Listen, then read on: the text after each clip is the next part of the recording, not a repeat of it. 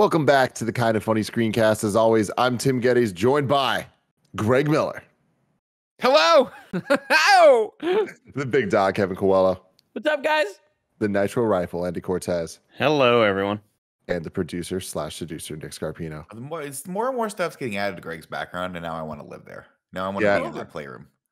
I hope for you to get some Govee lights, the best lights there are for lighting up your room. You know what they always say? Go for Govee. Govee or go home. Here's the thing. I don't want to bring this up. Go home. That's I don't want to bring this up, but 2016 Ghostbusters, I think is the best Ghostbusters. You know what I mean? Wow. Like, I want to watch Kevin, as bad as your takes are in every episode of Interview, that's not going to surprise me when you try to vote that way in a couple weeks. Oh, man. Wow. For anybody that didn't watch the Greg Miller Avengers War for Wakanda stream, yeah, that is a life-size Black Panther behind him. You can only see it just a little bit, but you want me to push him in more? Yeah, Greg, get him on the other side. Get him on the other side. My favorite thing, by the way, and this is a little behind the scenes fun for people because they don't often get to see how the sausage is made with this. Crystal Dynamics has been amazing to work with as a partner for the stream, and I'm going to take them away soon from me because I do things like that. We're on a Slack channel with them, and they're like, "So when can we come pick up the Black Panther?" Don't do it. And meanwhile, Jed's begging for him to get out of here. He is ghosting them hard. It's great. God, I love it. I love it so much. This is the Kind of Funny Screencast where each and every week we get together to review the latest TV and movies. It's really cool. We do it at least once a week. Sometimes we do it even more like this week where we've done what we've been watching. So if you want to watch our reviews of Dave Season 2 and Blind Spotting and Mythic Quest and High School Musical, the musical, the series, you're going to want to check that out. Also, we reviewed Free Guy last week, so you can check that out if you're into movies. But we're talking about Marvel's What If. Episode 2, What If T'Challa became a Star-Lord. Very, very cool. Greg Miller, what did you think? I love this series. You know what I mean? I think it's one of those that I don't know how the general public looks at it or whatever. I think you could look at it and be like, oh man, it's kind of fillery or whatever. I love the fact that we're having this moment right now to have this long breath of like, well, what is the multiverse? And now you know what that is. Let's have a bunch of crazy stories that may or may not ever come back to actually mean anything. Like when you're in there, like I understand because they have so many big names, you want to throw it up in the credits. Like when they put Josh Brolin, I was like, oh man, how are they going to introduce Thanos in this? When Thanos is just there at the bar, I was like, oh my God, I wish I had no idea he was coming because that was so good. Like, I just love the fact that we're able to play around in this universe. Everybody who's going to watch this show knows it so well that you can just jump in here and be like, oh my God, Nebula with hair. Oh, but how did that? But okay, how? Oh. And like the Black Order working for the Collector and stuff. So cool. So cool. Andy, what'd you think? What if the Collector was jacked as all hell? Right? Yeah. And we found out in this episode. I had a lot more fun with this one than I did the last episode. And I think a lot of it was the cameos and sort of that heartfelt moment with seeing T'Challa become the new Peter Quill and just having that nice moment with Yondu at the end. I thought was very sweet. Awesome seeing Thanos and Josh Brolin being back for that. It sounded like Josh Brolin. I'm pretty sure it was Josh Brolin. Oh, is it? Yeah. It was fantastic. I had a blast with this episode. And you know, still it's a little too heavy on the Easter eggs every once in a while. Where I'm just like, okay, we don't need all these little things. You know, it's okay. It's the show let's figure out a way for the show to stand on its own instead of us just saying like, oh, that's the fucking thing that what's-her-face had in Thor Ragnarok. But that's what if comics always were. What if comics always were that? This one shot, you page through, like, oh, look at that thing in the back. I'll do this. Sure. I don't know. Read a book, Andy. I still enjoyed the episode. I still liked it. And I had a lot more fun with this one than the last episode. Nick Scarpino. Yeah, I like the series a lot. This is now quickly becoming the series I'm looking forward to watching every week. I was playing some games last night, and it dawned on me that at midnight, I normally I'm like, oh, I gotta watch something at midnight, and it's not the biggest problem on the world, but I got excited for this one. I was like, oh, this is the one. This is What If. This is now one of my new favorite series. And to echo the sentiments, I mean, like Josh Brolin coming in and just having fun every single time. Someone's like, that sounds like genocide. He's like, but it's efficient, and all those jokes. Great. The guy that did the voice of the Collector, I think, did a good job making it his own, but it wasn't Benicio del Toro, right? It was. No way. Yeah, it was. Yeah. Wow. I like that. Again, I like that they didn't were sound like him. It wasn't very good. I don't think it was great. I thought it made sense, right? It's back to what we always talk about a little bit with this, right? Of like, I think they give him that character, right? And the Collector's usually so in the shadows back like this small. But if they told him, now you are Thanos, now you have all this weird augmentation on your body, you're jacked as all hell. Zac Efron's begging to see your abs. You know, how would you change that performance? Fair enough. Yeah, the only characters that weren't voiced by their actual characters were Drax and Peter Quill. Really? I could have sworn Drax was Dave Bautista. Wow, that's that's wild as hell. Yeah, it's kind of shocking, right? The I kind of disagree with you, Greg, about like changing the performance of like how would a jacked Tannelir Tavon sound, because like I think it's more about sure. It was just like the accent was just, it didn't sound the same. Is why I just didn't expect it to be Benicio del Toro. Shout out to him. Yeah. BDT. No, it's too late. He hates you now. Nick, any more thoughts? I like this episode. I like that they found good ways to explain why the Ravagers are like a force for good in the universe, in the galaxy now. And you know, it was a great performance from Chadwick Boseman. Did T'Challa, right? Yep. Mm-hmm. Yeah. Awesome. I mean, that was great to hear him again in the role and see him again in the role one last time. And yeah, I mean, I'm looking forward to the series, the next episode. Yep. I liked it a lot. And it's a lot of fun, but I have like a bunch of issues with it, like with the power scaling. Like, why is Thanos so weak all of a sudden? Like, that doesn't make any sense. Also, the Black Order was just working under Thanos. I get that they left, but like, no acknowledgement, none. Like, Thanos would be definitely talking shit if he has people walking over like from the Black Order, you know? He kind of did, didn't he? Wasn't he just like, he was like, yeah, they're a pain to work with. Well, yeah, but like he said that about them behind their back for the first time, right? Yeah, like it's like if Kevin left and then came back to fight us, he would say something snarky when he went to punch me in the face. Yeah. He'd be like, "What is up, everybody?" No, Kevin, you were the best among us. So there's a couple moments like that like, I don't know, I feel like break the storytelling. Oh shit. Oh, I fucked that up. Hold on. Sorry, I shouldn't be doing this while talking. Anyways, it's still a lot of fun. It's because of those moments, it slides over to like cartoony feeling. Right. I thought, it's a bummer. To double down on your point, Kevin, to help you out a little bit too. I agree with you. Where last episode, I think we were with or Captain Carter. My apologies.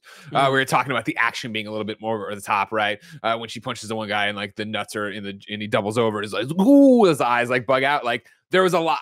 I felt that even more here, right? The way Thanos was throwing people around, the way I can never remember his name. The guy who actually joined the Ravagers this time rather than just the guy who Taserface? No. Jaimin Hansu. Jaimin, thank you. Yeah, his performance I thought was great and I loved it, but it played very much like a cartoon. The way he was so up the entire time and up here, I enjoyed that and I enjoyed the twist. It's really funny though. Kraglin being back, fantastic. I've hired worse, and he just walks out with him over his body. Like, yeah. I like that.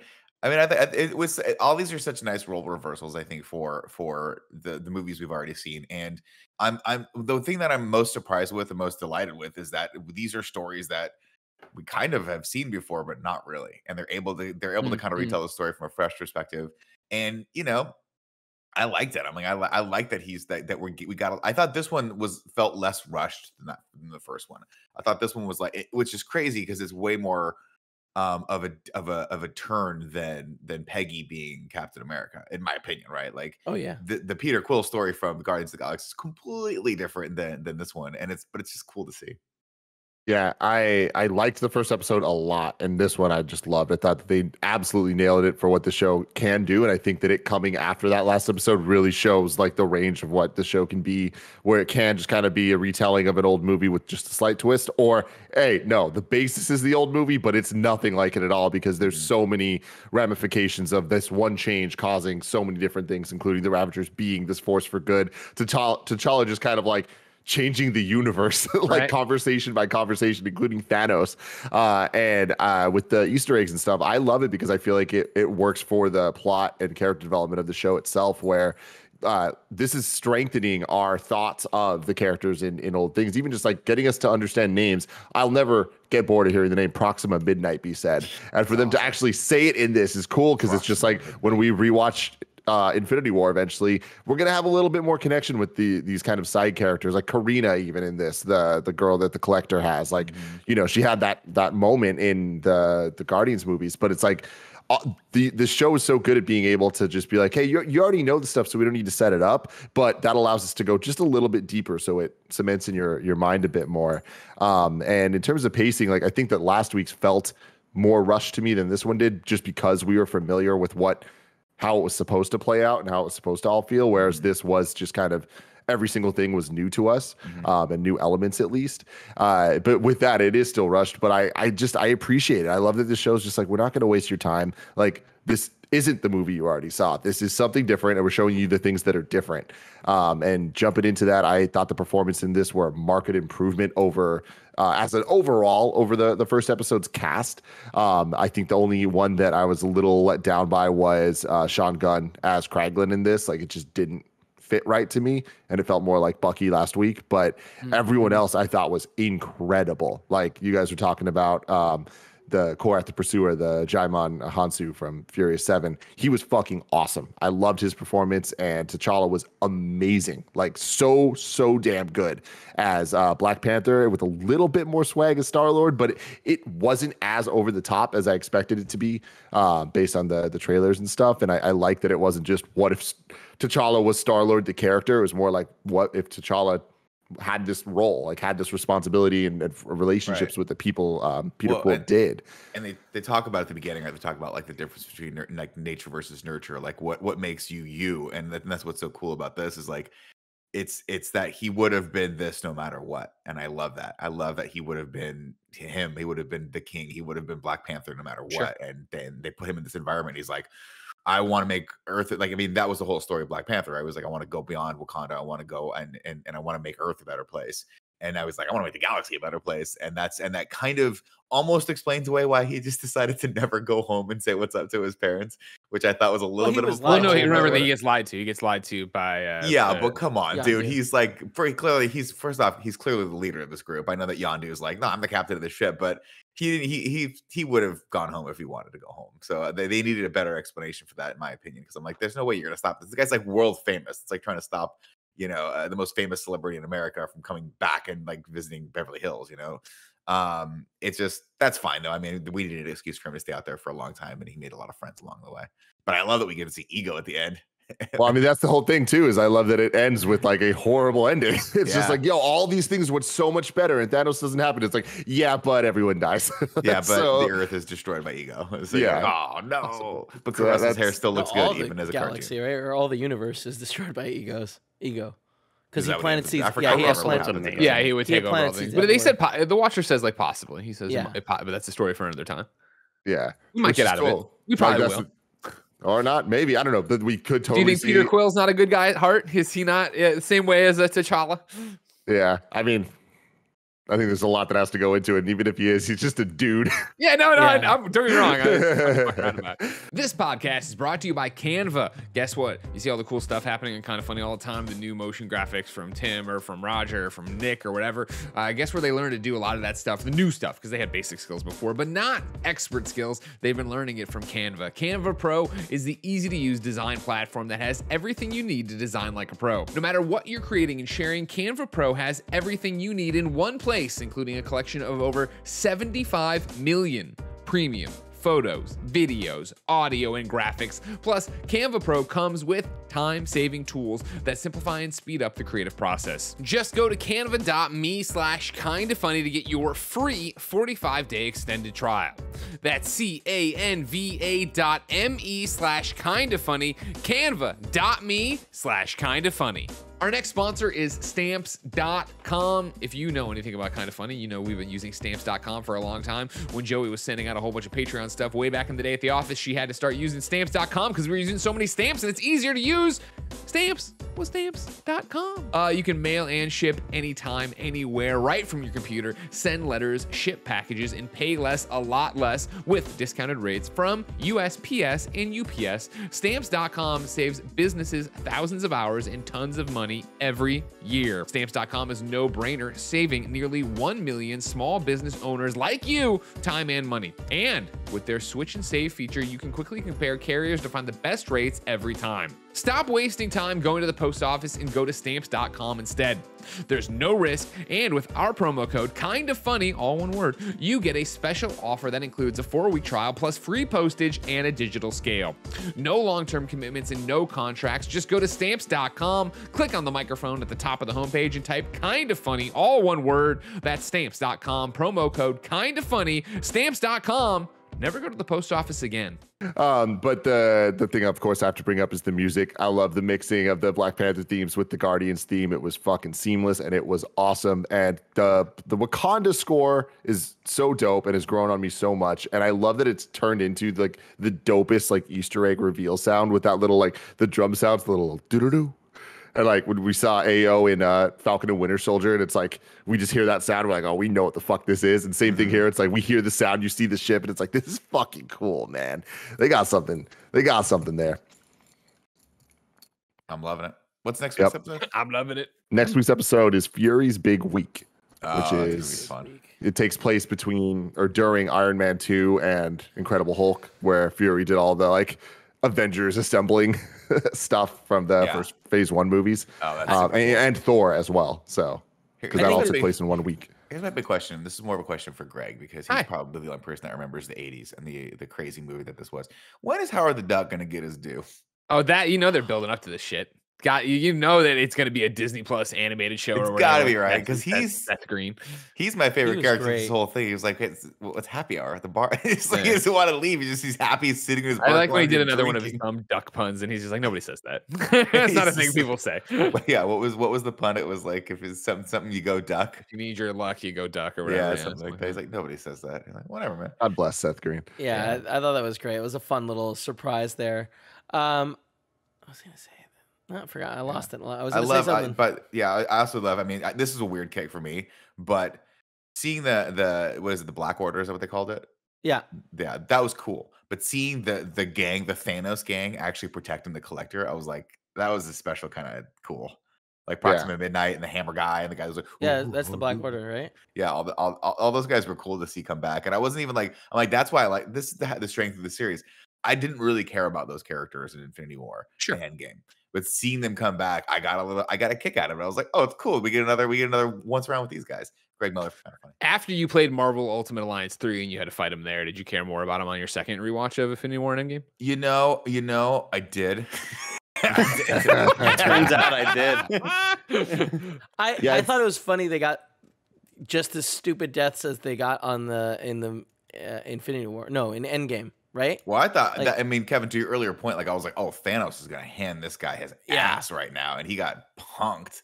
But I mean, you could explain that in a couple ways. One, he doesn't have the infinite, like he doesn't have the power sword with him and stuff like that. And two, he's just maybe he gave up the fight years ago, and he's just been sort of hanging out. Hasn't been working. He's gardening now. Yeah. Yeah, he hasn't been doing shit. He's just been kind of like out there, like like you big guys like Greg is like, "Oh, I could fight if I want to fight right now." Meanwhile, Kevin, me and you are fucking doing combat training on the weekends, building shelves and shit. No? Building shelves? Are we supposed to? I don't know how we went this long without mentioning the fact that Nebula calls him Cha-Cha, and that is my favorite fucking thing in the world, I love man. A Nebula who hasn't been tortured her entire life is fun. Just a little bit tortured. Not her entire well, also, it's like it's a little flirty, right? Am I wrong in that? She's like, oh, no. Oh, yeah, 100%. Oh, yeah. What's up? We're there for it. I like that. I do think, again, with Thanos, there's a lot of things that they are like, it's fun. Like, he did torture her for oh, yeah, he did a lot of that shit. Most of her life, it seems like, right? Yeah. Interesting. We didn't see Gamora at all. That's what I was saying. Yeah, we don't see her at all. Yeah. And then so Thanos maybe is still like Thanos is still going around killing people, right? I don't know because when do you think? When did he give up the fight? Yeah, when did T'Challa have that conversation with him? Because it sounds like he had it with him a long time ago, and like maybe he never got to Gamora's planet. Like, no, it wasn't that far off because you figure Gamora was a little girl then, right? And it was people still recognized him as the Mad Titan. You know what I mean? Like he had been. I would say it's been 5 years tops. That line. Yeah, there's no way. There's no way that people are cool with him running around. Like I get that he didn't kill Drax's family, but I'm sure as hell that he killed. Like I'm positive that he killed someone else's family. Yeah, big galaxy though. You know, But he's like you said, Yeah. you know, Galaxy. I'm trying to get them into therapy. Yeah. Like he's really changed. Like, There's I just love that. something so great about Josh Brolin yelling in anger and in pain when they have that profile side shot of Yeah. him, and he just sort of yells out like, "God damn, he's such a good voice actor. That He guy really needs to be in is. Yeah, he everything." really I love is. the line where she's like, "You can't go after them. You're crazy." He goes, "Not crazy." I'm mad. I'm like, that's pretty so sick. unearned. And I don't fucking care. I don't care because it's Josh Brolin as Thanos again, and that's all Yeah. that matters. I mean, I love they got Taserface back. Like his Yeah. voice actor did that Yeah. as well. Like Awesome. Denai Guerrero was Okoye. Like even just for the little bit she was It's- in, it's like I'm shocked you didn't like Kraglin. I loved him. I thought he was fantastic. Yeah, I Really? like Why him would too. Why did you have beef He- with Kraglin?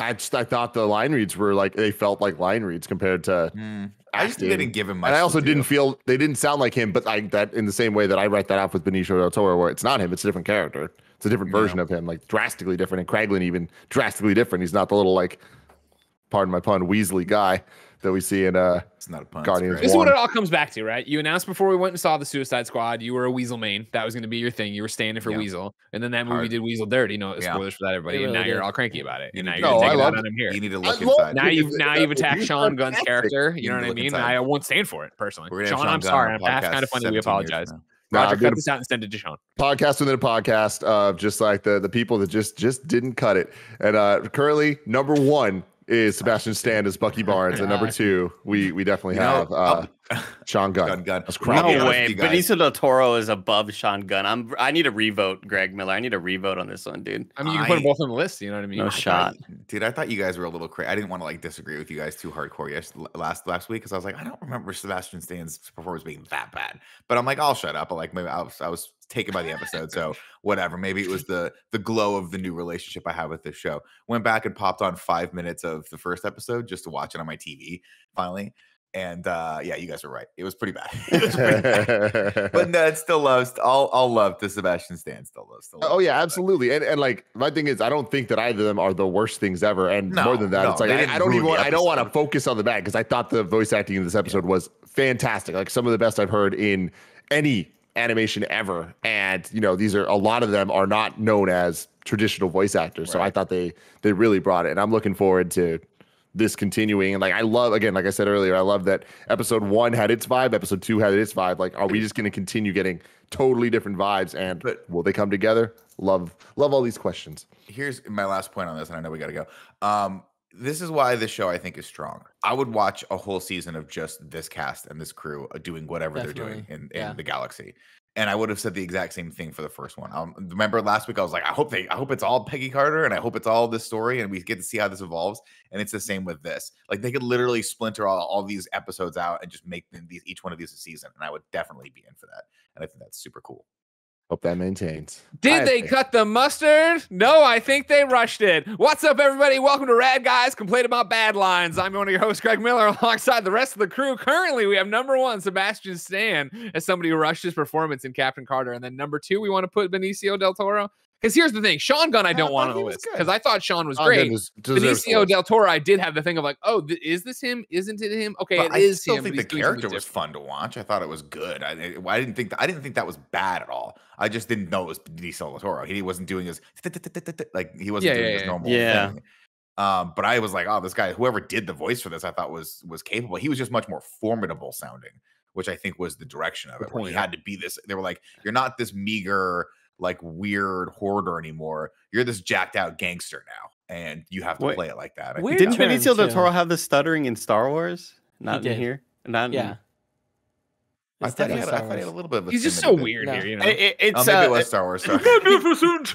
Yeah, the collector's always had like a weird kind of accent that doesn't really exist. That's kind of like it's sometimes there's English intonations and like a UK Brit, and then there's like Spanish kind of vibes every once in a while. So collected accents. He just kind of He just kind of plays it however. Yeah. Like me and Greg do. We go to England. We come back. Oh, governor. That's the thing. That's what a lot of people talk about with me and Nick. We're students of the world, and so when you come back, a lot of people will be like, "Oh, do this one specific accent." But the problem is we're a melting pot. You put them all in there, they all meld into one. It's like when you take all the different Laffy Taffies and you chew them up at once, and then you go on it. You choke on it. You know what I mean? And I do it for you, Andy. I'll do it. Cough it up into the corner of Tim's room. Leave it there for the rest of your life. Just can't hear what let us know in the comments below what you thought about What If Episode 2 and how excited you are for the rest of this series. Remember, you can get the show on youtube.com/kindafunny or roosterteeth.com. And if you want to get it as a podcast, just search your favorite podcast service for Kinda Funny Screencast. And you can get the show ad-free by going to patreon.com/kindafunny. Until next time.